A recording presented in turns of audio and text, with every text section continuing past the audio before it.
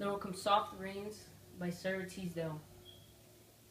There will come soft rains and the smell of the ground, and swallows circling with their shimmering sound, and frogs in the pools singing at night, and wild plum trees in tremulous white.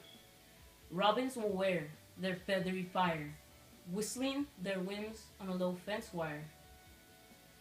And not one will know of the war.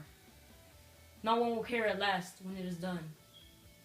Not one will mind neither bird nor tree if mankind perished utterly. And spring herself, when she woke at dawn, would scarcely know that we were gone.